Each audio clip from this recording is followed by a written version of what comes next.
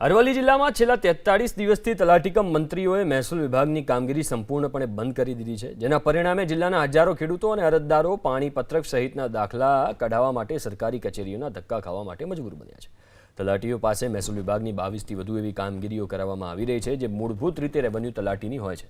તલાટીઓના હડતાળના કારણે અરજદારો અને ખેડૂતોની વધી રહેલી મુશ્કેલીઓને ધ્યાને રાખીને ભિલોડા તાલુકાના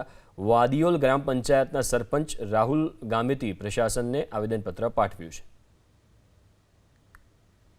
આ બધા લોકો કામ અર્થે આવે છે તે ધરમ ધક્કા ખાઈ પાછા જાય છે અને તલાટી કમ મંત્રીશ્રીઓ બધા હડતાલ ઉપર છે, તેથી અરજદારોનો કામ થતો નથી અને રેશન કાર્ડની કામગીરી જેવી કે કેવાયસી, સીડીબીસી વગેરે તેમજ લાઇટના કનેક્શન તેમજ અન્ય શાળાઓમાં છોકરાઓ માટે દાખલા તેમજ આકારણી આ બધું લેવું હોય તો કામ થતો નથી। કાં તો આ કામગીરી બીજા કોઈને સોંપવામાં આવે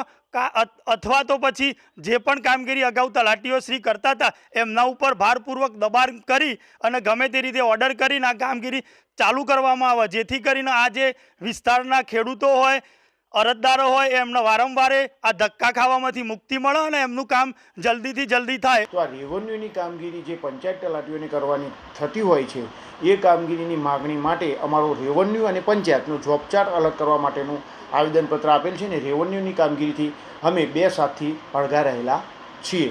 જે આજ દિન સુધી 43 દિવસ સુધી સરકારશ્રી જોડેથી કોઈપણ પ્રકારનો પોઝિટિવ રિસ્પોન્સ મળેલ નથી, જેના કારણે ગ્રામ્ય કક્ષાએ લોકોને પેઢીનામું વગેરે બાબતોની અંદર બહુ તકલીફ પડતી હોય છે। અમે અમારી પંચાયતની જે બેઝિક કામગીરી છે પંચાયત ધારાની જોગવાઈ મુજબ એ કામગીરી હાલ આ 43 દિવસ દરમિયાન અમારી જે પદ્ધતિ છે એ પદ્ધતિ દ્વારા ગ્રામ્ય કક્ષાએ રેગ્યુલર કરતા જ આવ્યા છીએ।